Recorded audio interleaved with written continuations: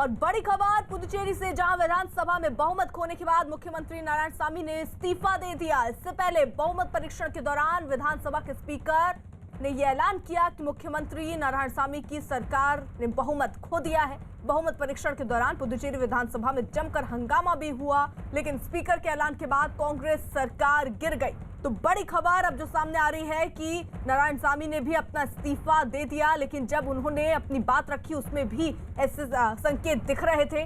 पुदुचेरी से बड़ी खबर, जहां विधानसभा में बहुमत खोने के बाद मुख्यमंत्री नारायणसामी ने भी अपना इस्तीफा दे दिया। विक्रांत हमारे साथ हमारे सहयोगी इस वक्त जुड़ चुके हैं। यानी विक्रांत, अब जो मुख्यमंत्री नारायणसामी उन्होंने भी इस्तीफा दे दिया। देखिए, कोई चारा नहीं बचा था इस समय मुख्यमंत्री के पास, क्योंकि उन्हें मालूम था कि विधानसभा में उनकी सरकार जो है वो अल्पमत में है। जिस तरीके से कांग्रेस के 5 विधायकों ने पिछले दिनों इस्तीफा दिया था, जिस दिन आपको याद होगा राहुल गांधी पुडुचेरी गए थे, उससे ठीक पहले उन विधायकों ने इस्तीफा दिया था। कल भी 2 विधायकों ने इस्तीफा दिया, जिसमें से एक कांग्रेस का था और एक सहयोगी दल का। तो इस तरह से नारायणसामी की जो सरकार थी वो पूरी तरह से अल्पमत में आ चुकी थी। 30 सदस्यीय विधानसभा है पुडुचेरी की, जहां पर 3 नामित सदस्य हैं और 30 जो है वो चुने जाते हैं जनता के प्रतिनिधि के तौर पर। तो इस तरह से 33 में से केवल 11 विधायक अब उनके पास रह गए थे, पूरी तरीके से अल्पमत में थे और ये उनको लग रहा था कि आज उनकी सरकार नहीं बचेगी। इसी कारण जब उन्होंने आज सवेरे अपना भाषण देना शुरू किया तो वो भी विदाई भाषण के तौर पर ज्यादा दिखाई दे रहा था और उनका सीधा ये आरोप था कि केंद्र सरकार ने जो प्रज्वल के साथ मिल करके उनकी सरकार को गिराने की कोशिश की। जो विधायक थे उनको खरीदा तोड़ा गया और एक तरह से उन्होंने आरोप भी कई तरह के लगाए। लेकिन ये बात हकीकत है कि विधायकों को साथ नहीं रख पाई थी कांग्रेस की सरकार और उनके अपने विधायकों के अलग होने के कारण। तो ये कि पुदुचेरी में विधानसभा में बहुमत खोने के बाद मुख्यमंत्री नारायणसामी ने भी अपना इस्तीफा दे दिया। कोई दूसरा विकल्प उनके पास नहीं था, लेकिन उन्होंने बार बार ये बात कही कि उनके सरकार को गिराने का पूरा प्रयत्न हुआ, क्योंकि जिस तरीके से वहां उनकी पार्टी से लोग छोड़कर दामन छोड़कर जा रहे थे, उससे भी संकेत दिखने लग गए थे और वैसा ही जिक्र वो अपने बयान में भी करते हुए नजर आए और उसके बाद उन्होंने फिलहाल इस्तीफा दे दिया है। जो बड़ी खबर आ रही है, यानी कांग्रेस की सरकार जो थी वो फिलहाल गिर गई है। वहीं बीजेपी के आईटी सेल के प्रमुख अमित मालवीय ने पुदुचेरी में कांग्रेस सरकार पर ट्वीट कर राहुल गांधी पर तंज कसा और उन्होंने लिखा कि राहुल गांधी पुदुचेरी गए थे और उन्होंने जादू कर दिया, राज्य में कांग्रेस की सरकार गिर गई। तो यहां एक सीधे तौर पर निशाना राहुल गांधी पर साधा गया, क्योंकि राहुल गांधी के बारे में अमित मालवीय ने लिखा कि राहुल गांधी ने पुदुचेरी वो गए, उन्होंने वहां जादू किया और राज्य में कांग्रेस की सरकार गिर गई। लेकिन इन सब के पीछे कांग्रेस जो है वो केंद्र पर ही निशाना साधती हुई नजर आ रही है कि लगातार विधायकों को खरीदा गया, जिसकी वजह से आज ये नौबत आई।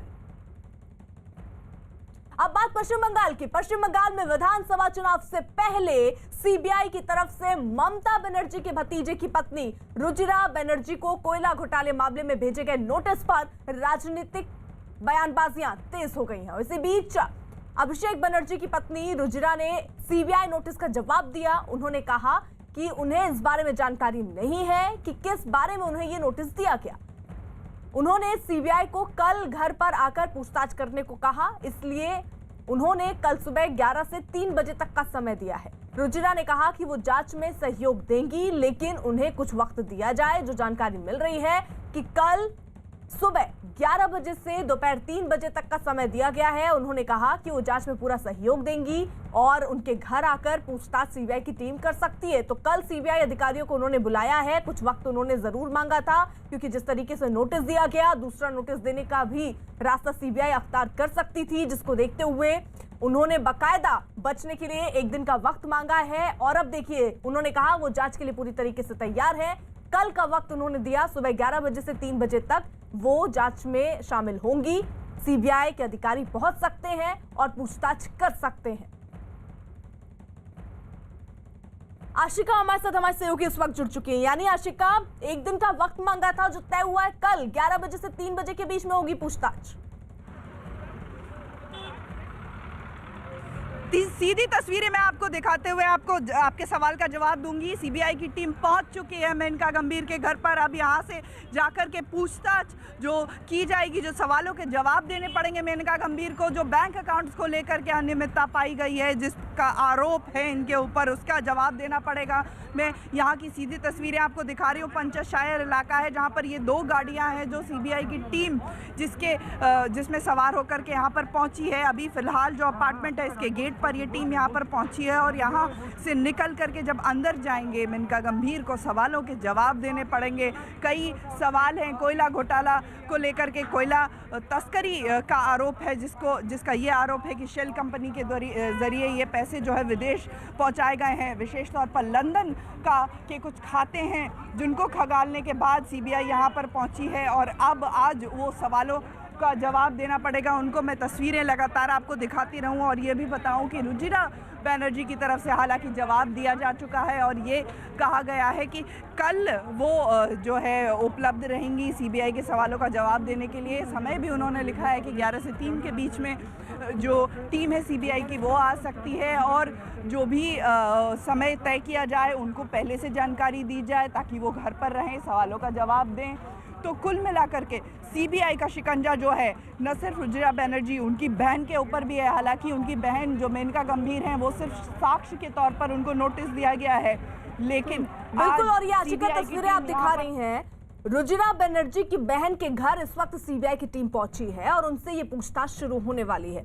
लेकिन रुजिरा से भी बातचीत होनी थी, पूछताछ होनी थी। इसी बीच एक और बड़ी खबर आपको दे दें, रुजिरा की बहन के घर सीबीआई की टीम जो है, जैसी तस्वीरें आशिका दिखा रही थी, सीबीआई की टीम वहां पर पूछताछ के लिए पहुंची है। लेकिन जो जानकारी मिल रही है कि रुजिरा बनर्जी ने इस पूरे मामले पर कल तक का वक्त मांगा था। बकायदा उन्होंने नोटिस का जवाब दिया और जवाब ये दिया कि वो कल पूछताछ में शामिल हो सकती हैं। समय भी उन्होंने अपने जवाब में लिखा, 11 से 3 बजे तक का समय उन्होंने दिया है और कहा है कि जो भी तय हो वो पहले से सीबीआई की टीम उनको बता दे। लेकिन आशिका यहाँ पर जरा ये बताइए कि ये तो जो नोटिस का जवाब रुजिरा की तरफ से दिया गया है, सीबीआई के अधिकारी क्या कह रहे हैं, कब होगी पूछताछ? मैं फिलहाल तो यहाँ की तस्वीरें आपको लगातार दिखाते हुए ये बताऊं कि काफ़ी देर हो गए हैं, 5 से 7 मिनट से ज़्यादा समय बीत चुका है जब ये दोनों गाड़ियाँ यहाँ पर दरवाजे पर ही खड़ी हैं। इनको अंदर फिलहाल जाने के लिए दरवाज़ा नहीं खोला गया है, तो ये दरवाज़ा खुलेगा या नहीं अंदर, ये कब जाएंगे अधिकारी, ये देखने की बात होगी। यहाँ पर 2 गाड़ियाँ हैं जिसमें ये जो पीछे वाली गाड़ी आप देख सकती हैं, इसमें अधिकारी सवार हैं जो अपनी सवालों की फहरिस्त लेकर के यहाँ पर आए हैं मेनका गंभीर से सवाल पूछने के लिए। और आज जब अंदर जाएंगे तो सवालों का जवाब देना पड़ेगा। रुजिरा बनर्जी ने जो जवाब दिया है उन्होंने उसमें ये कहा है कि मैं तो जानती ही नहीं हूँ कि किस मामले में आप मुझसे पूछताछ करना चाहते हैं, लेकिन अगर पूछताछ करनी है तो कल 11 से 3 बजे के बीच का कोई समय मुकर्रर करिए और हमारे घर आकर के हमसे पूछताछ कीजिए। यहाँ की तस्वीरें देखिए, ये जो अधिकारी हैं ये गाड़ी से उतरे हैं और इनसे हम सवाल पूछने की कोशिश करेंगे कि क्या हुआ, आप लोगों को अंदर क्यों नहीं जाने दिया जा रहा है।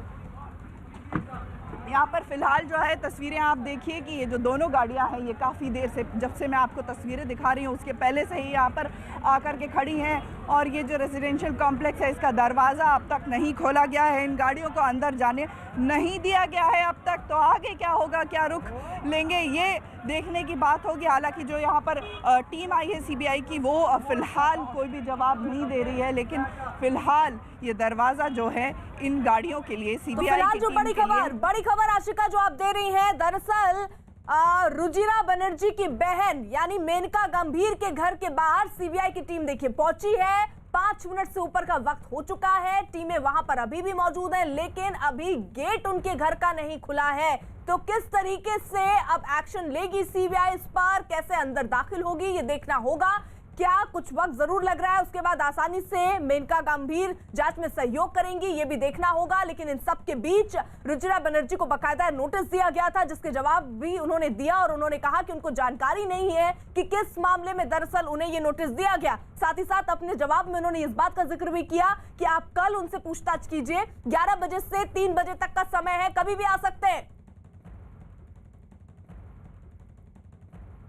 और इसी बीच एक और बड़ी खबर आ रही है, टूल किट मामले में जुड़ी बड़ी खबर इस वक्त आपको दे दें। निकिता और शांतनु से पूछताछ हो रही है, आपको बता दें दिल्ली साइबर सेल की ये पूछताछ हो रही है, बड़ी खबर। और इसी से देखिए तार जो है वो खंगाले जाएंगे। तो टूल किट मामले में ये बड़ी खबर सामने आ रही है, निकिता और शांतनु से पूछताछ बड़ी खबर इस वक्त की, दिल्ली साइबर सेल की ये पूछताछ जिससे एक एक कड़ियों को जोड़ने की कोशिश दिल्ली पुलिस की होगी।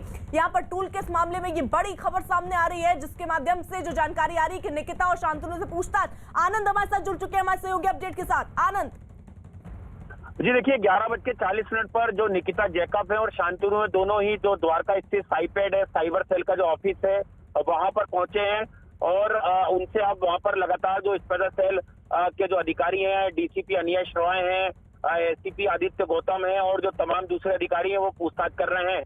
बता दें कि निकिता जैकब को 4 हफ्ते की कोर्ट से गिरफ्तारी पर रोक लगी हुई है, वहीं 1 हफ्ते से ज्यादा की जो गिरफ्तारी से राहत है वो शांतनु को मिली हुई है। लेकिन लगातार जिस तरह से कोर्ट पटियाला हाउस कोर्ट में दिशा रवि की जमानत पर सुनवाई के दौरान दिल्ली पुलिस ने जो खुलासे किए थे, जो दावे किए थे, वो तमाम सवाल अब जो है निकिता जैकब और शांतनु से पूछे जाएंगे, क्योंकि कोर्ट में लगातार दिल्ली पुलिस ने यह दावा किया था कि 20 तारीख से लेकर 27 जनवरी तक जो शांतनु है वो टीकरी बॉर्डर पर मौजूद थे और वहां पर उन्होंने कई लोगों से बातचीत करी, किसानों से जुड़े और 26 जनवरी को ये पूरी हिंसा हुई।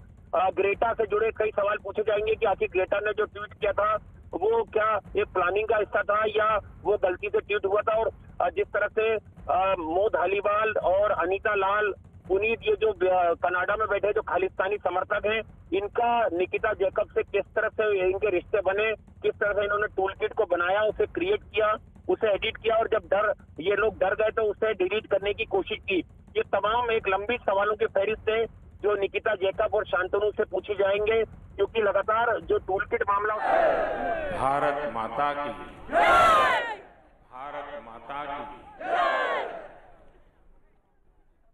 धेमाजीर हारुवा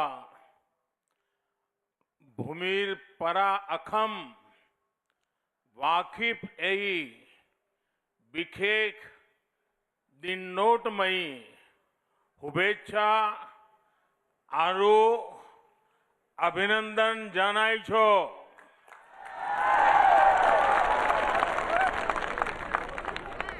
मंच पर उपस्थित असम के गवर्नर प्रोफेसर जगदीश मुखी जी, यहां के जनप्रिय यशस्वी मुख्यमंत्री श्रीमान सर्बानंद सोनोवाल जी, केंद्रीय मंत्रिपरिषद के मेरे सहयोगी धर्मेंद्र प्रधान जी, रामेश्वर तेली जी, असम सरकार के मंत्री डॉक्टर हेमंता बिश्वा शर्मा जी, राज्य सरकार के अन्य मंत्रीगण, सांसदगण, विधायकगण और विशाल संख्या में पधारे असम के मेरे प्यारे भाइयों और बहनों, ये मेरा सौभाग्य है कि आज मुझे तीसरी बार धेमाजी आने का, आप सबके दर्शन करने का सौभाग्य मिला है। और हर बार यहां के लोगों की आत्मीयता, यहां के लोगों का अपनापन, यहां के लोगों का आशीर्वाद मुझे ज्यादा से ज्यादा मेहनत करने का, असम के लिए, नॉर्थ ईस्ट के लिए कुछ न कुछ नया करने की प्रेरणा देता रहता है। जब मैं यहां गोगामुख में इंडियन एग्रीकल्चर रिसर्च इंस्टीट्यूट का शिलान्यास करने आया था तो मैंने कहा था नॉर्थ ईस्ट भारत का ग्रोथ का नया इंजन बनेगा। आज हम इस विश्वास को हमारी आंखों के सामने धरती पर उतरता देख रहे हैं। भाइयों और बहनों, ब्रह्मपुत्र के इसी नॉर्थ बैंक से 8 दशक पहले असमिया सिनेमा ने अपनी यात्रा जॉयमती फिल्म के साथ शुरू की थी। इस क्षेत्र ने असम की संस्कृति का गौरव बढ़ाने वाले अनेक व्यक्तित्व दिए हैं। रूप कुंवर ज्योति प्रसाद अग्रवाल हो, कलागुरु विश्व प्रसाद राभा हो, नच सूर्यफणी शर्मा हो, इन्होंने असम की पहचान को नई ऊंचाइयों पर पहुंचाया। भारत रत्न डॉक्टर भूपेन हजारिका जी ने कभी लिखा था, लुईतुर पार दुटी जिलिक उठी बराती ज्वली हत देवालिर बनती। ब्रह्मपुत्र के दोनों किनारे दिवाली में झलने वाले दीप से रोशन होंगे। और कल मैंने खास करके मीडिया में, सोशल मीडिया में देखा कि आपने इस क्षेत्र में कैसे दिवाली मनाई, कैसे हजारों दीप जलाए। दियों का वो प्रकाश शांति और स्थायित्व के बीच असम में होते विकास की तस्वीर भी है। केंद्र और असम सरकार मिलकर राज्य के संतुलित विकास में जुटी है और इस विकास का एक बड़ा आधार है असम का इंफ्रास्ट्रक्चर।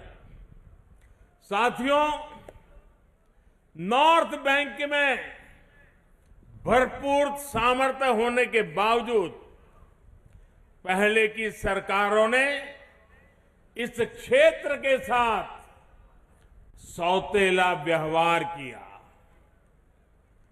यहां की कनेक्टिविटी हो, अस्पताल हो, शिक्षा के संस्थान हो, उद्योग हो, पहले की सरकारों की प्राथमिकता में नजर ही नहीं आ रहे थे। सबका साथ, सबका विश्वास, सबका विकास, इस मंत्र पर काम कर रही हमारी सरकार ने, सर्बानंद जी की सरकार ने इस भेदभाव को दूर किया है। जिस बोगीबील ब्रिज का इस क्षेत्र को बरसों से इंतजार था, उसका काम हमारी ही सरकार ने तेजी से पूरा करवाया। नॉर्थ बैंक में ब्रॉडगेज रेलवे लाइन हमारी ही सरकार के आने के बाद पहुंच पाई। ब्रह्मपुत्र पर दूसरा कलिया भूमरा ब्रिज यहां की कनेक्टिविटी को और ज्यादा बढ़ा देगा। इसे भी तेजी से पूरा किया जा रहा है। नॉर्थ बैंक में 4 लेन के नेशनल हाईवे का काम भी तेजी से चल रहा है। पिछले हफ्ते ही महाबाहु ब्रह्मपुत्र से यहां जलमार्ग कनेक्टिविटी को लेकर नए कार्यों की शुरुआत हुई है। बोगाई गांव के जोगीधोपा में एक बड़े टर्मिनल और लॉजिस्टिक पार्क पर काम भी शुरू हो चुका है।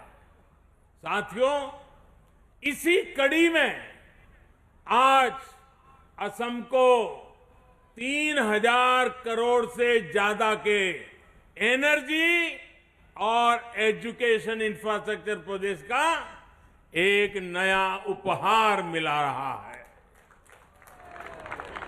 धेमाजी और सुवालकुची में इंजीनियरिंग कॉलेज हो, बोगई गांव की रिफाइनरी के विस्तार का काम हो, डिब्रूगढ़ में सैकड़े टैंक फार्म हो या फिर तिनसुकिया में गैस कंप्रेसर स्टेशन, ये प्रोजेक्ट ऊर्जा और शिक्षा के हब के रूप में इस क्षेत्र की पहचान को सशक्त करेंगे। ये प्रोजेक्ट असम के साथ ही मजबूत हुए, तेज गति से मजबूत होते पूर्वी भारत के भी प्रतीक है। साथियों, आत्मनिर्भर बनते भारत के लिए लगातार अपने सामर्थ्य, अपनी क्षमताओं में वृद्धि करना ये अत्यंत आवश्यक है। बीते वर्षों में हमने भारत में ही रिफाइनिंग और इमरजेंसी के लिए ऑयल स्टोरेज कैपेसिटी को काफी ज्यादा बढ़ाया है। बोंगाईगांव रिफाइनरी में भी रिफाइनिंग कैपेसिटी बढ़ाई गई है। आज जिस गैस यूनिट का लोकार्पण किया गया है वो यहां एलपीजी उत्पादन की क्षमता को बढ़ाने वाला है। इन सारे प्रोजेक्ट से असम और नॉर्थ ईस्ट में लोगों का जीवन आसान होगा और युवाओं के लिए रोजगार के अवसर भी बढ़ेंगे। भाई और बहनों, जब किसी व्यक्ति उसकी मूलभूत सुविधाएं मिलती है तो उसका आत्मविश्वास बहुत बढ़ जाता है। बढ़ता हुआ ये आत्मविश्वास क्षेत्र का भी विकास करता है और देश का भी विकास करता है। आज हमारी सरकार उन लोगों, उन क्षेत्रों तक पहुंचने का प्रयास कर रही है जहां पहले सुविधाएं नहीं पहुंची थी। अब व्यवस्था ने उनको सुविधा देने पर बल दिया है। पहले लोगों ने सब कुछ उनके नसीब पर छोड़ दिया था। आप सोचिए, 2014 से पहले तक देश के हर 100 परिवारों में से सिर्फ 50-55 परिवारों के यानी करीब करीब आधे घरों में ही एलपीजी गैस कनेक्शन था। असम में तो रिफाइनरी और सुविधाओं के बावजूद भी 100 में से सिर्फ 40 परिवारों के पास ही गैस कनेक्शन उपलब्ध था। 60 लोगों के पास नहीं था। गरीब बहनों बेटियों को रसोई के धुएं और बीमारियों के जाल में रहना उनके जीवन की बहुत बड़ी मजबूरी थी। हमने उज्ज्वला योजना के माध्यम से इस स्थिति को बदल दिया है। असम में आज गैस कनेक्शन का दायरा तकरीबन करीब 100% 100% हो रहा है। यहां बोंगाईगांव रिफाइनरी के इर्द गिर्द के जिलों में ही 2014 के बाद 3 गुना से ज्यादा एलपीजी कनेक्शन बढ़ गए हैं। अब इस बार के केंद्रीय बजट में 1 करोड़ और गरीब बहनों को उज्ज्वला के मुफ्त एलपीजी कनेक्शन देने का प्रावधान किया गया है।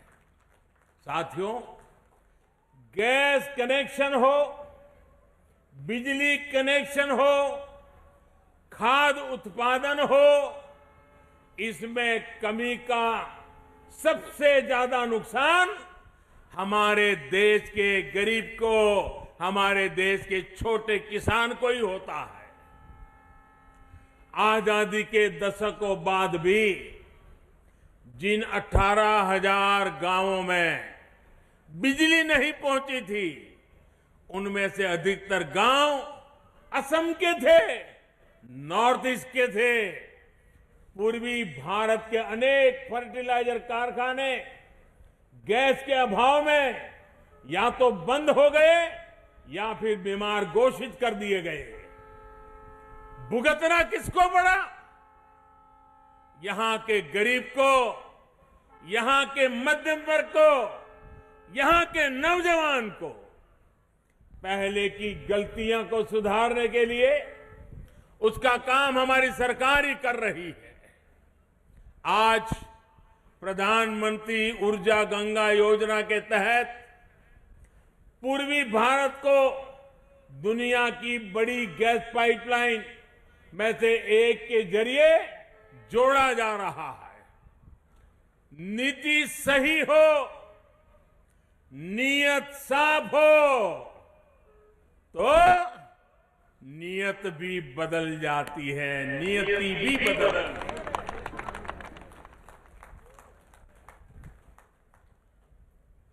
बुरी नीयत का खात्मा हो जाता है और नियति जन जन का भाग्य भी बदलती है।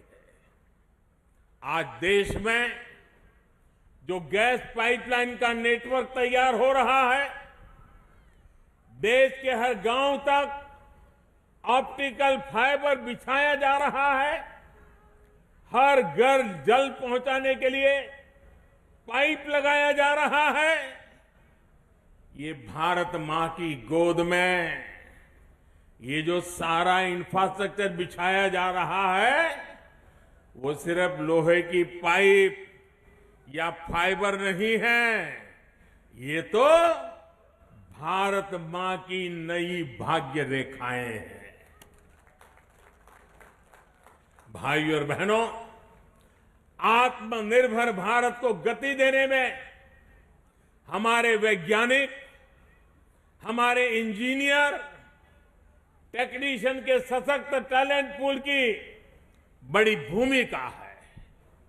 बीते सालों में देश में एक ऐसा माहौल बनाने के लिए हम काम कर रहे हैं जहां देश के नौजवान समस्याओं का समाधान नए नए इनोवेटिव तरीके से करें, स्टार्टअप से दें।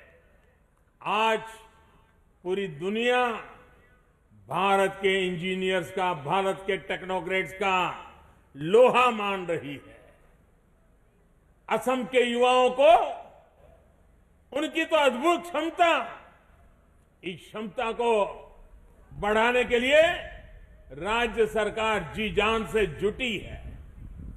असम सरकार के प्रयासों के कारण ही आज यहां 20 से ज्यादा इंजीनियरिंग कॉलेज हो चुके हैं। आज धेमाजी इंजीनियरिंग कॉलेज, उसके लोकार्पण और सुवालकुची इंजीनियरिंग कॉलेज, इसके शिलान्यास से ये स्थिति और मजबूत हो रही है। धेमाजी इंजीनियरिंग कॉलेज तो नॉर्थ बैंक का पहला इंजीनियरिंग कॉलेज है। मुझे बताया गया है कि ऐसे ही 3 और इंजीनियरिंग कॉलेज बनाने की प्रक्रिया चल रही है। बेटियों के लिए विशेष कॉलेज हो, पॉलिटेक्निक कॉलेज हो या दूसरे संस्थान, असम की सरकार इसके लिए बड़े स्तर पर काम कर रही है। भाइयों और बहनों, असम सरकार यहां नई राष्ट्रीय शिक्षा नीति को भी जल्द से जल्द लागू करने की कोशिश कर रही है।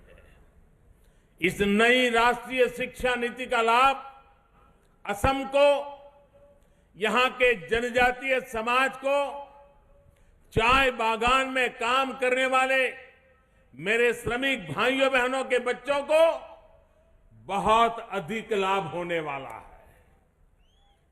वो इसलिए क्योंकि इसमें स्थानीय भाषा में पढ़ाई और स्थानीय व्यवसायों से जुड़े कौशल, उसके निर्माण पर बल दिया गया है।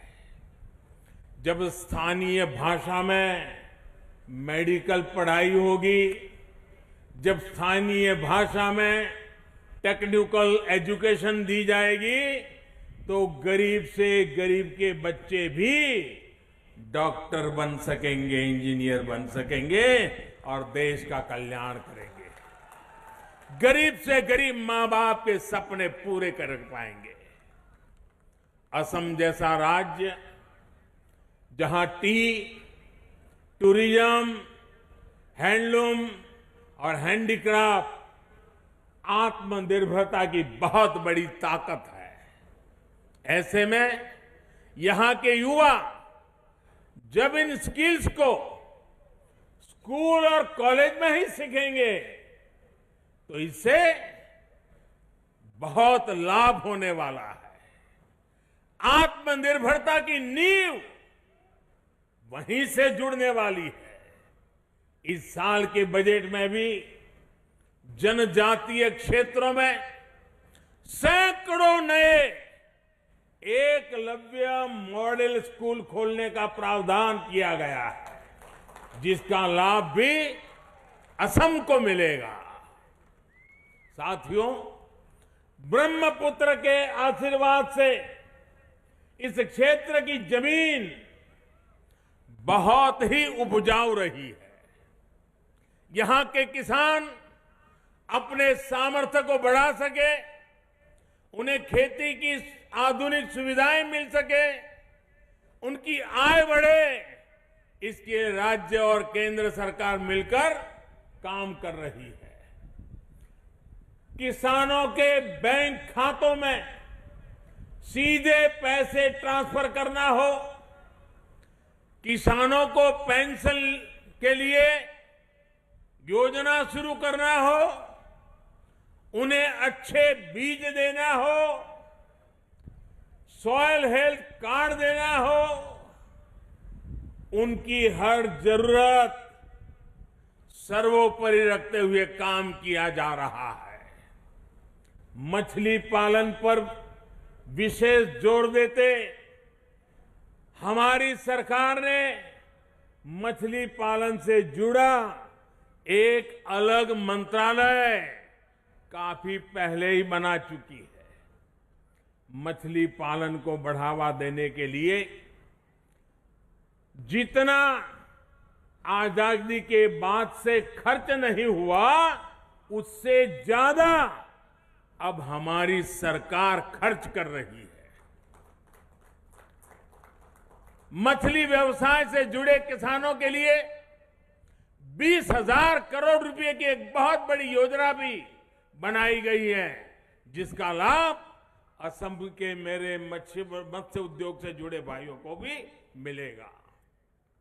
सरकार का प्रयास है कि असम का किसान, देश का किसान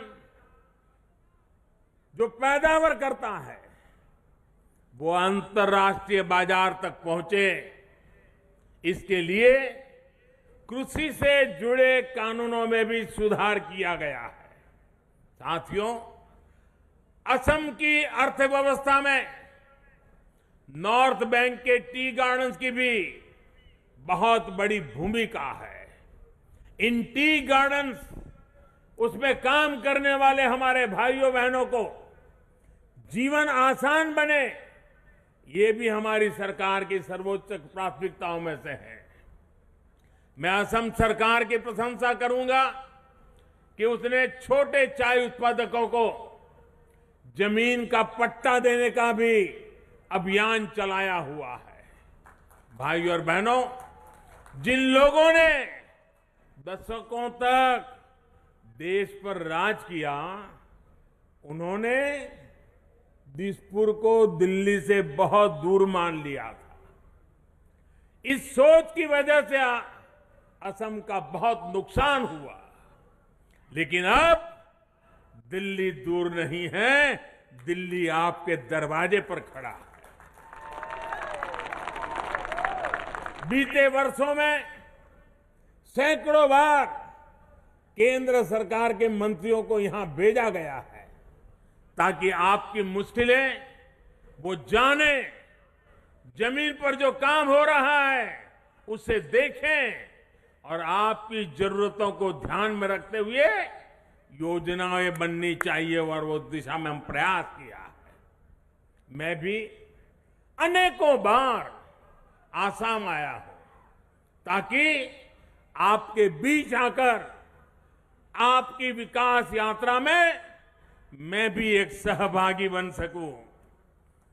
असम के पास सब कुछ है जो यहां के हर नागरिक को बेहतर जीवन देने के लिए चाहिए। अब जरूरत इसकी है कि विकास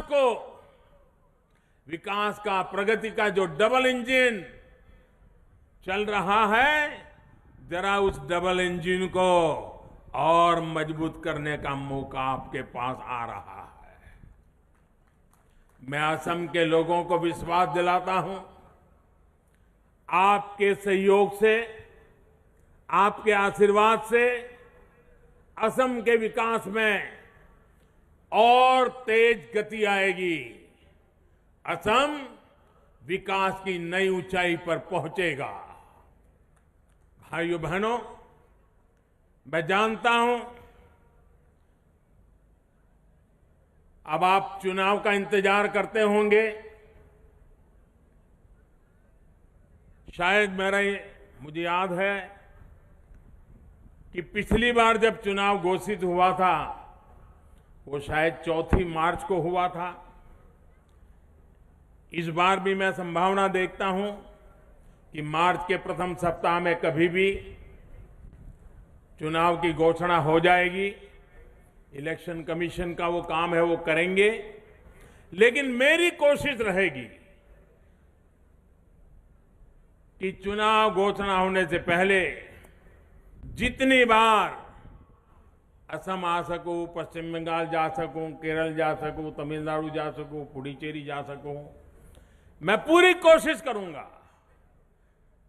मार्च 7 अगर मान ले हम चुनाव घोषणा की, तो ये जो भी समय मिलेगा, क्योंकि पिछली बार 4 मार्च को हुआ था, उसके आसपास इस बार भी हो सकता है, जो भी हो, मैं आपके बीच आने का निरंतर प्रयास करता रहूंगा। और भाइयों बहनों, आज इतनी बड़ी तादाद में आकर के आपने हमें आशीर्वाद दिए हैं। विकास की यात्रा के लिए आपने हमारे विश्वास को मजबूत किया है। इसके लिए मैं आपका हृदय से आभार व्यक्त करता हूं। और इसी विश्वास के साथ मैं फिर एक बार इतनी सारी विकास की योजनाओं के लिए, आत्मनिर्भर असम बनाने के लिए, भारत के निर्माण में असम के योगदान के लिए, असम की युवा पीढ़ी के उज्जवल भविष्य के लिए, असम के मछुआरे हो, असम के किसान हो, असम की माताएं बहनें हो, असम का मेरा आदिवासी भाई बहन हो, हर एक के कल्याण के लिए आज जो अनेक विध योजनाओं का लोकार्पण शिलान्यास हुआ है, इसके लिए भी मैं आप सबको हृदय से बहुत बहुत बधाई देता हूं, बहुत बहुत शुभकामनाएं देता हूं। दोनों मुट्ठी बंद करके पूरी ताकत से मेरे साथ बोलिए, भारत माता की, भारत माता की, भारत माता की।